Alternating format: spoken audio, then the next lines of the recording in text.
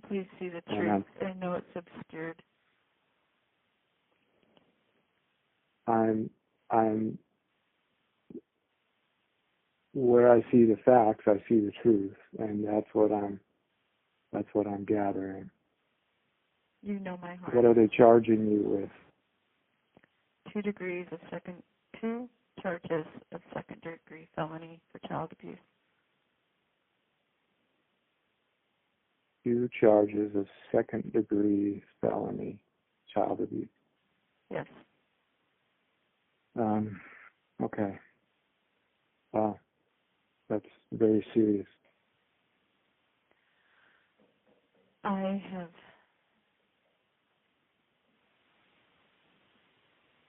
It's interesting, I had the prompting over the last month to read Viktor Frankl.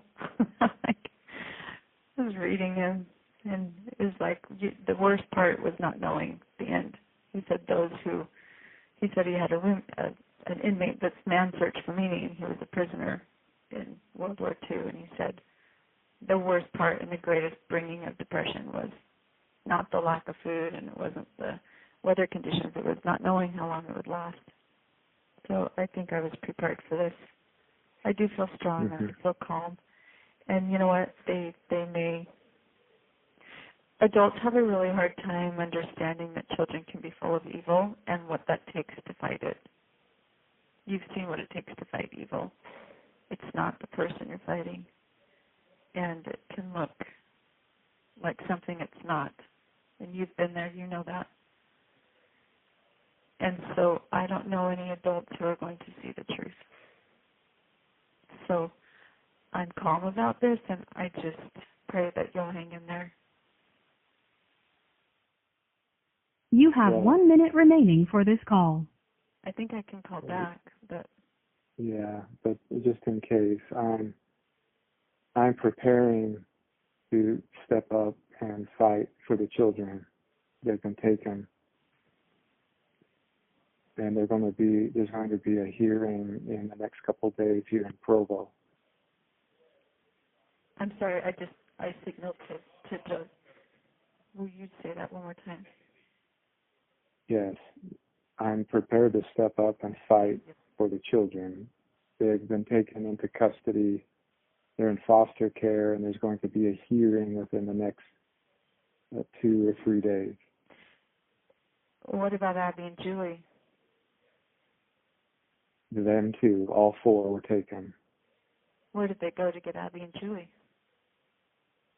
I don't know. They while I was with them, they got Abby, and they were looking. You have for exceeded the allowable time for this call. Goodbye. I just received a text from Ted Dawson out of the blue. Ted Dawson, who I haven't heard from in years. What, he just texted you?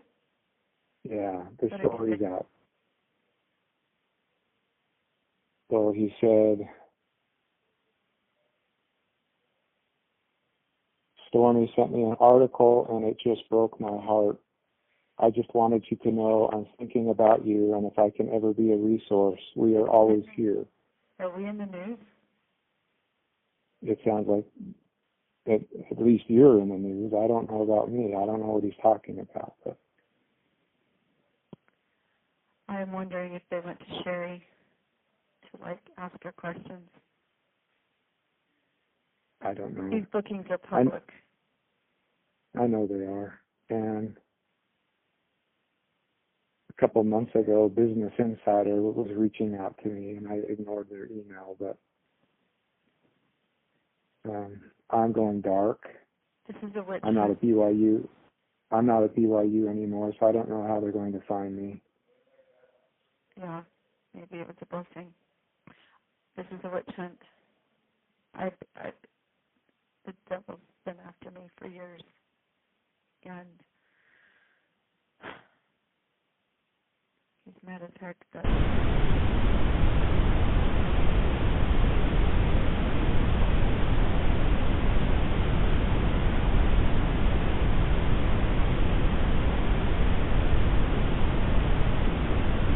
Have you shared that with the detectives?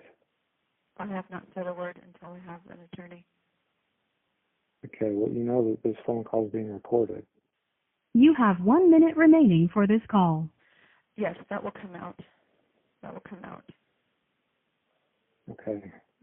When we were driven to the jail, the detective was putting us in the car, and Jody said,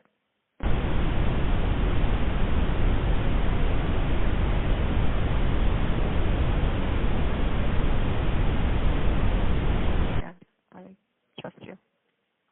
So They're going to be in the hospital for 3 days. so weird. It's just not necessary. Like trying to exaggerate this. Oh, I don't. They didn't show me. like the hero. Well, they didn't show me any pictures or anything, but the way they described it, it was very serious. You have exceeded the allowable time for this call. Goodbye.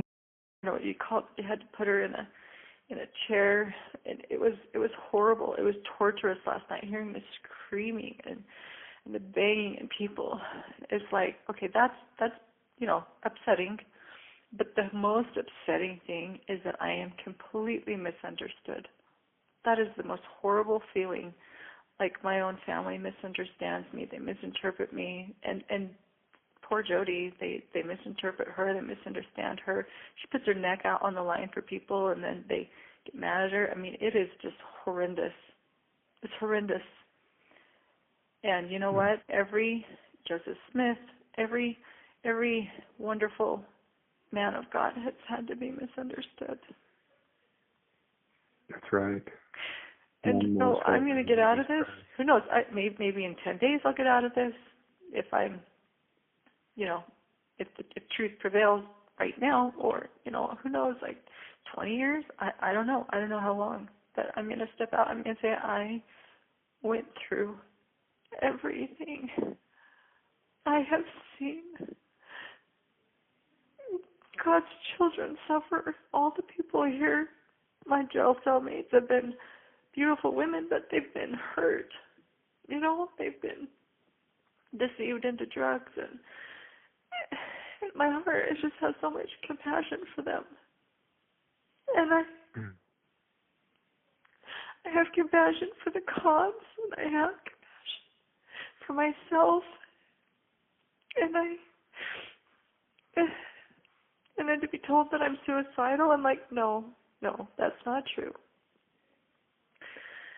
Anyway, if you need to let Sherry, that was either Sherry or one of your siblings. Well, they're all in cahoots. One means all of them, but yes, you're right.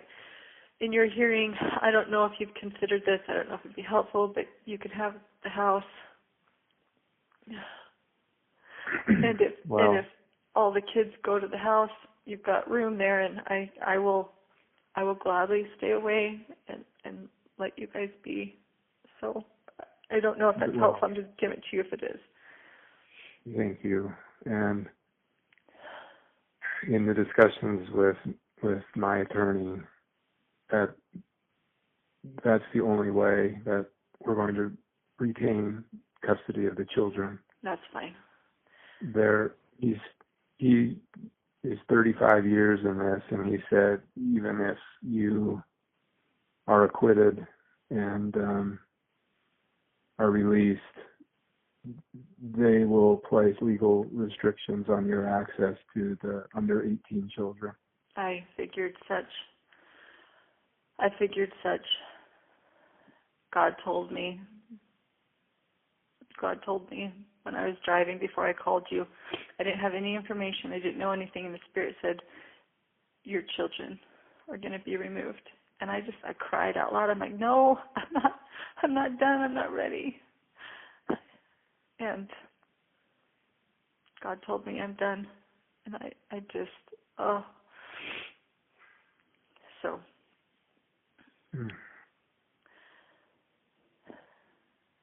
Satan has taken everything away from me that I love. And I'm a good woman. I don't do naughty things. I don't do naughty things. I'm a really good girl.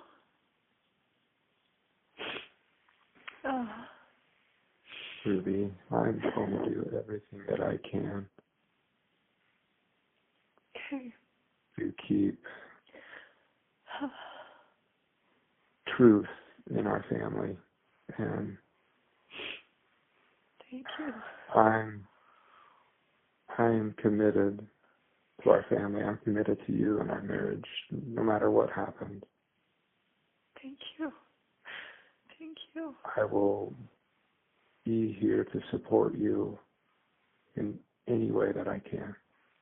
Well, thank you for stepping up. I do need to go, but okay.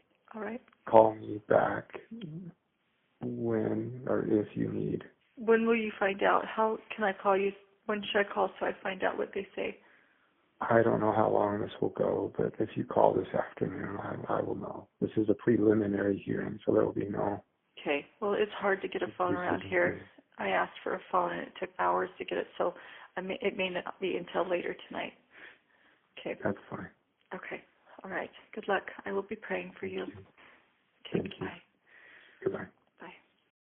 This is a call from and paid for by Ruby, Franke, Purgatory Corrections. an inmate at Purgatory Correctional Facility. This call is subject to recording and monitoring. If you don't wish to talk, hang up now.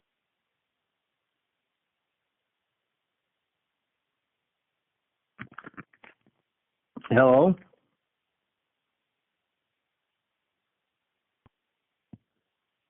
Thank you for using Telmate.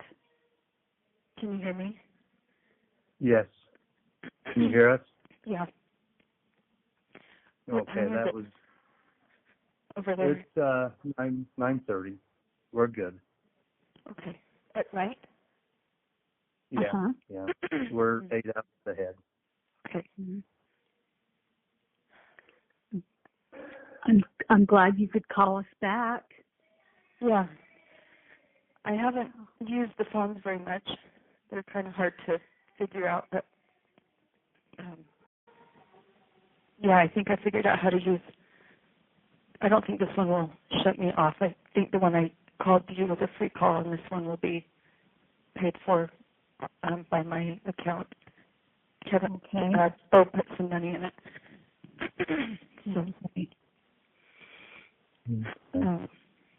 But I was saying I can't say everything that I want to say, but I really did feel like the arrest was like a rescue. Like I just felt so many angels around, and it was like a relief. It was just really kind of surreal, kind of strange.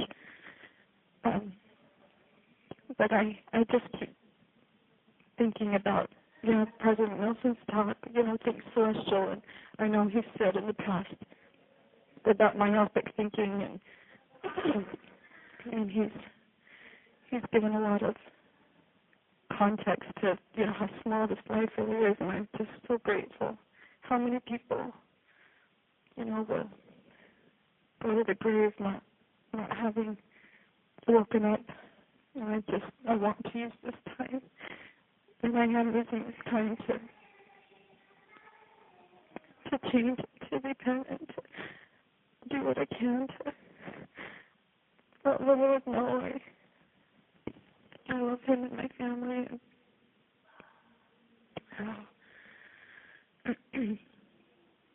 and I've had many experiences here to kind of guide my thinking. It's like, I don't know, my attorney's been really good. Did you know my attorney is... I believe that God has a hand in the old Ruby, being kind of set free, or whatever you want to call it, that, thing being gone. Yeah, absolutely. Absolutely. I could not come out of this without his grace, without his mercy, without his help. This has been the strangest and the most miraculous intervention. It put everybody where they needed to be. It separated me from Jody, so I'm not hearing her. And I think just being gone and not hearing her has cleared a lot of things up for me. And it put the kids in a place where they're... You have exceeded the allowable time for this call. Goodbye. Did you see that Jody pled guilty today? I did see that. Yes. Is that a relief for you? Mhm. Yeah, it's a big relief. It's a big relief. There would have been positive the other way too had she not pled guilty. There's enough evidence that she could have been convicted for life, but that would have been messy. It would have been really messy, and the kids would have. So. So do you and her get the same outcome no matter what now, or is there a chance that it would be different? That's a really good question. That's one that I've asked Lamar. No, we can still have different outcomes. So Ellie asked a little bit about this. I wrote it out in a text to her. But so the next thing that will happen is I will fill out, and she will fill out probation and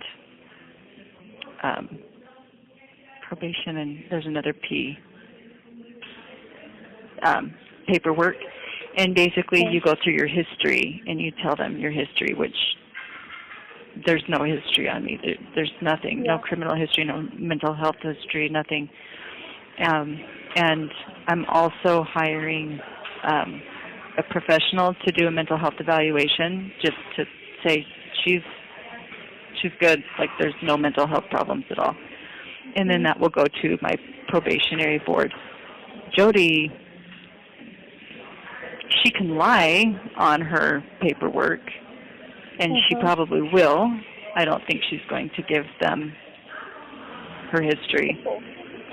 But I think in the interview it's going to be apparent that she's mentally ill. And so that will affect how long someone, because they're looking, how repentant are you? How much responsibility are you taking? How are you aware that what you've done is wrong? And she's not. The only reason she pled is because she didn't want to do life. She knew I would testify. The other thing is, on my plea deal, when I come up for probation, the prosecuting attorney can, often if they think that you're a danger to society, will talk to the probationary board or write them a letter saying, I think she needs to stay where she is. He's going to stay neutral and not write any letter when my probation comes up, which is a really big deal. But for her, he's not going to stay neutral. So we can come up to probation, and I can get off on probation, and she may not. So what does probation look like? Like, what does that all entail? It can look like several different things, I think. I'm still learning about this, and I think I never realized how complicated it is. I always thought you pled guilty and they tell you how long you're in. Yeah, there's a lot of terminology to know. Yeah, and half of the stuff that is said goes over my head, and then I have to go, I come back and I ask the girls here, I'm like, what does this mean? What does this mean? Yeah. But probation could look like going home. Like, you could go home. Sometimes, it might look like going home with with restrictions, like you can go home, but you need to live with somebody who's responsible and you can't be around certain people. Like they may say you could go home if your parents agree to house you, but you can't go home to where your kids are living. It could look like something like that.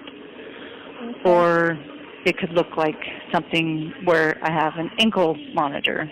Or it could look like you can go home if you pay a $10,000 fine. Or maybe it could look like instead of serving the rest of your time, we'll give you some good time and you can go home in half the time. Or so I think that getting off on probation, I think looks like there's several different ways that could happen. Oh, I see. That's good to know. Yeah. And is that usually after you've already served some time then? Say that one more time.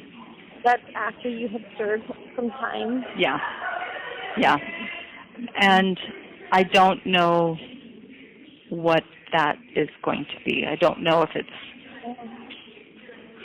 One of the girls said that it would be for me 6 months, but I've also heard it could be 4 years, and some people serve several years before they ever see their probation board. So I'm really still, I could be in there 4 years, I could be in there 30. Like, I really don't know. Yeah. And that will come in February? On February 20th. Okay. Yeah. And the news that I saw today, Jody's sentence hearing is also February 20th. So I'm going to make a request that we be transferred in 2 different vans. I don't think they're going to accommodate that. Oh, do they? Okay, I see. Yeah, when I went to the courthouse last week, what they do, they did this when they transported me to Utah County as well.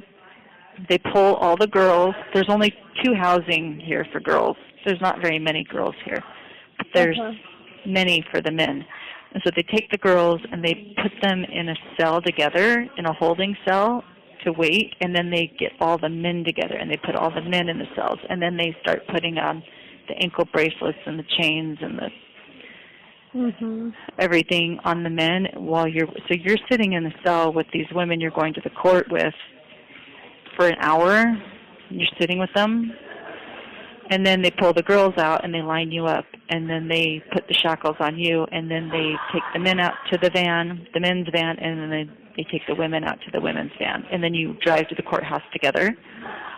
And then they take you out. How far away is your place from the courthouse there in St. George? 30 minutes, 40 minutes. Okay.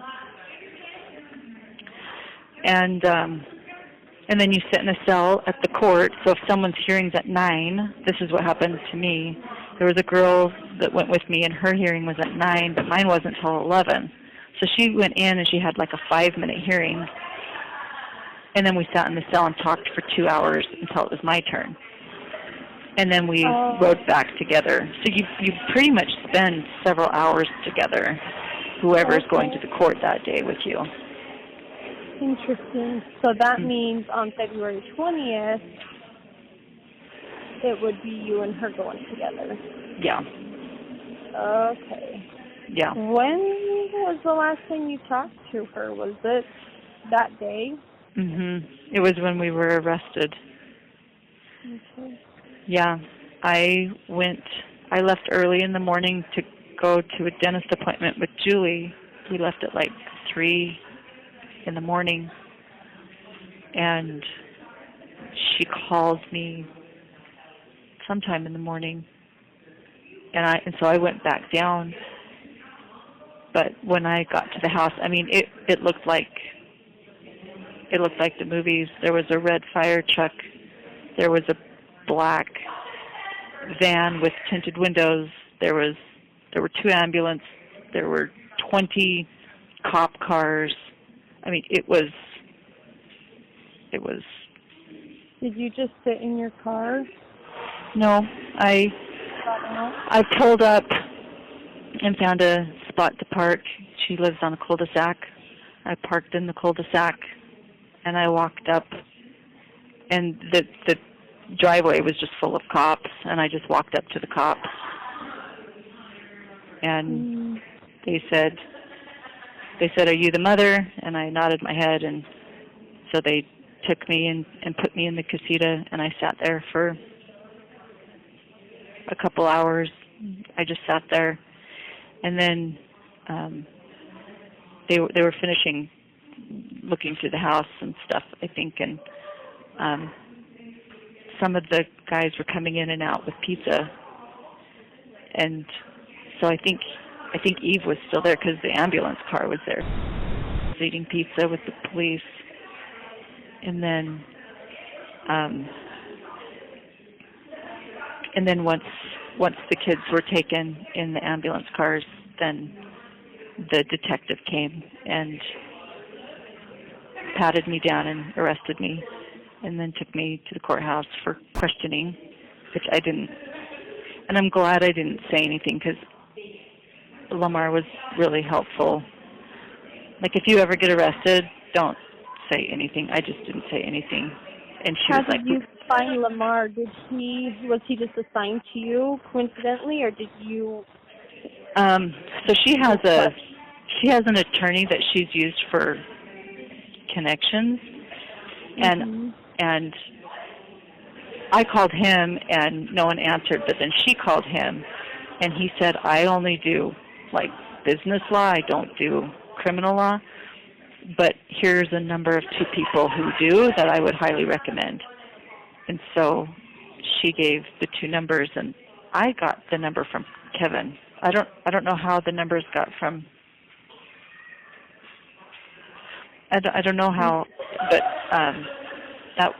Kevin said, "Here's your attorney, and this is her attorney," and that was the last time I talked to Kevin.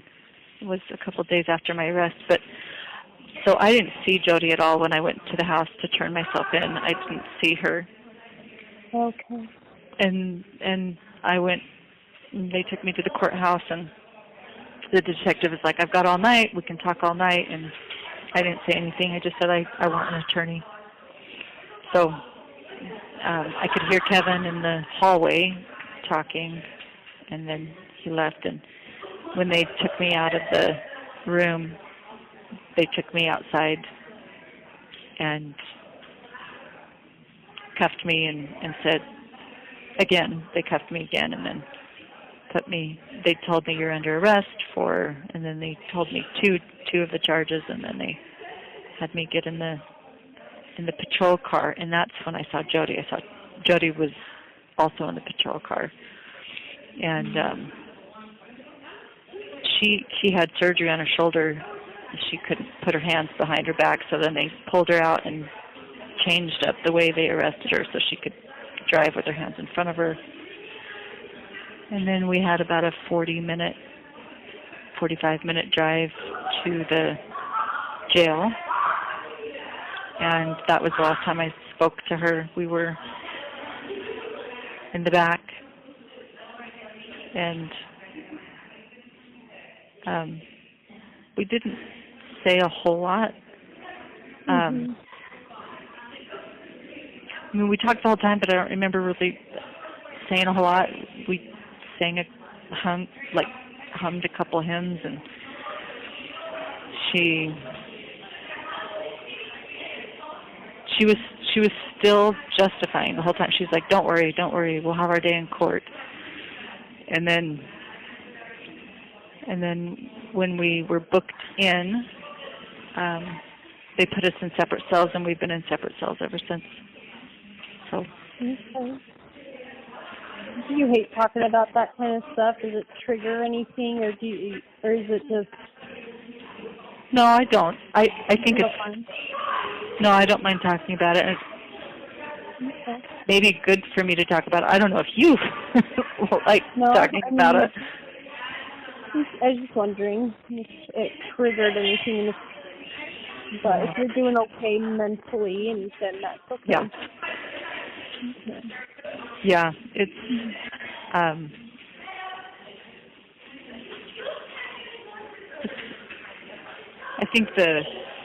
I think putting the pieces together and just seeing, like, she knew she was lying the whole time. Like, and it's embarrassing too to, like, repeat it. It's like, oh my gosh, how gullible was I? Oh my gosh, how much power I gave this person, and I didn't see it. But when I realized, so she had, her attorney's name is Doug Terry, and mine's Lamar, and Lamar, you know, maybe a month into it, he's maybe not even that long, he's like, Jody denies everything. She denies having anything to do with this. And I was shocked. I was like, what? And I'm still telling Lamar, like, you know, all of the justifications and all of the, you know, I'm talking like a criminal. I sound like a mad person. He was so patient with me. He was so patient with me. He would just look at me and, like, kind of dumbfounded, like I'd said 2 + 2 is 7, and I really believed it, and he would just stare at me. I'm like, what am I saying that's so off? And but that's because I really believed it. But then when I heard that Jody was not talking like that, she was denying the whole thing, it told me she knew all along. It's like a little kid who doesn't know it's wrong to pee in their underwear. Like, they don't know. They're not embarrassed by it. It's like, oh, I was supposed to pee in the toilet? Oh, oops. But you get a 6-year-old, you know, you get a 6-year-old who knows they're supposed to pee in the toilet, and they're peeing down the heater vent. They're going to try to hide it. And that's when I realized she knew all along, and she's hiding it. And then I was like, crap, what am I on? And that's when things kind of started turning. I was like, she's not been honest. I didn't know she wasn't honest. I didn't know she would lie. And it's like, what else has she been lying about? Where else have I been deceived? What was that? Oh, no, I was just, agreeing. Yeah. You did see it. Yeah. Yeah, and it was just like the little string that started pulling apart this fabric. I'm like, oh my gosh, what have I done? Like, what? I can talk about it now. Yeah, go ahead. Lamar was just very, very kind that day that we met with him. It was very time and just visit with us. Oh, like miraculous. Yeah. He and his wife. Yeah, he had a way of, like, he didn't beat around the bush. Like, there were sometimes he would say things that were shocking to me. Like, he would, like, repeat what I said, but he would say it in a different tone so I could hear myself. And he's like, is that really what you think? And I'm like, oh. And he would, but then there were other times that... You have 1 minute remaining for this call. Do you want to end the call, or do you want me to call you back? How do you want to... We can end for today, and then we can always talk again. So yeah, I'm just really glad that he's there to kind of help you through it. And yeah. Well, that first night I was in the jail, I just felt really strongly like, I'm sending you help. Help is coming. Yeah. And I just felt like that was Lamar, and he's been very, very helpful. I'm grateful for him. Well, that's what we've all been praying for this whole time. So I'm glad that even it's a different kind of help, but I'm glad it's finally here. Me too. I'll take it. Like, I hate this, but I'm taking it. Of course. Yeah. It was good to talk to you. You have exceeded the allowable time for this call. Goodbye.